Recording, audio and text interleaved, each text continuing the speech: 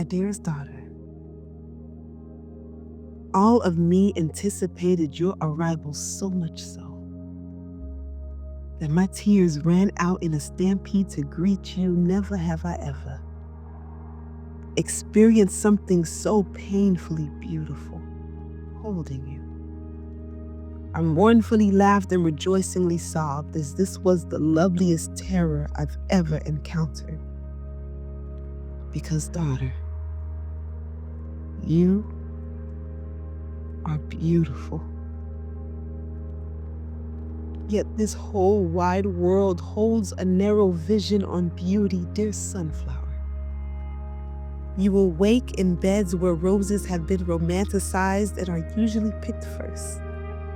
Your bloom won't be tamed enough.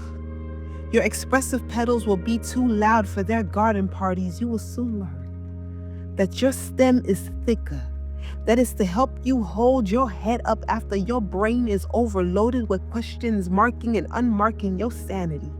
Trying to put your finger on it, but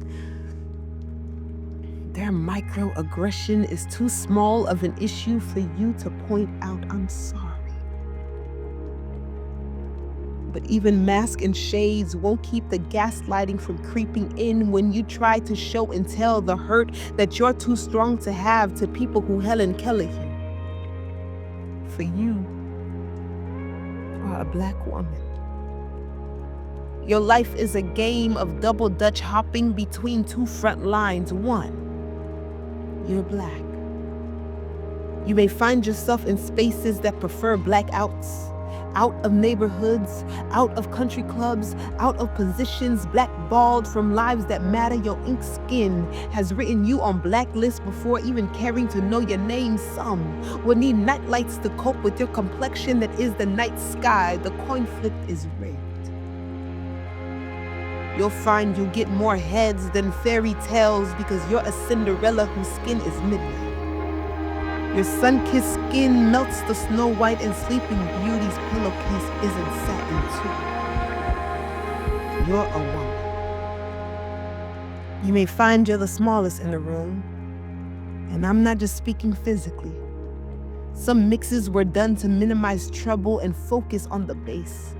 Your words blown up with estrogen can be regarded to be too light and dainty to hold any weight unless reprised by a man. You may be labeled a ventriloquist. Some will say you were asking for it, though you never even mouthed the words of your consent. Your emotions will somehow shut down ears from hearing you. The meat of your story will not be palatable, as some men will take it with a grain of salt, so you'll grow callous.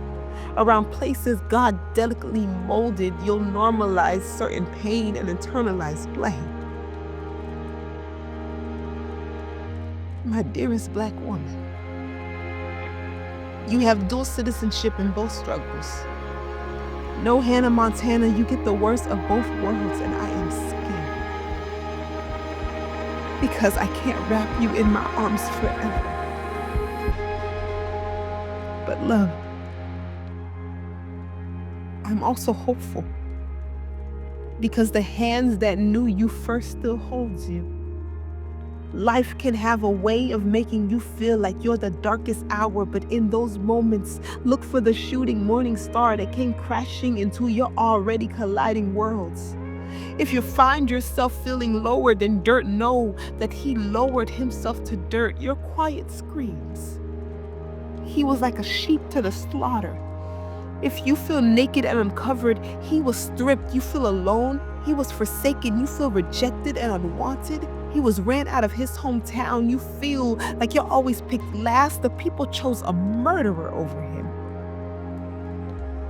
When you don't know what you did to deserve this, he did nothing and was handed nails. He knows the bitter taste of strange fruit as he was hung from a tree.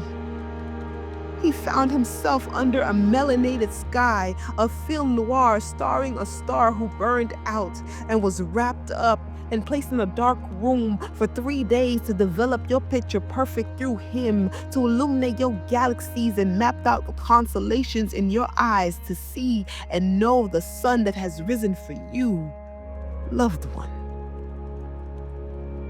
Find peace in the truth that is the lover of your soul. Find comfort in the arms that has no limits on how far they will go to embrace you. Find strength in knowing your value was declared by one who can and will never be dethroned, and he made you a Black woman.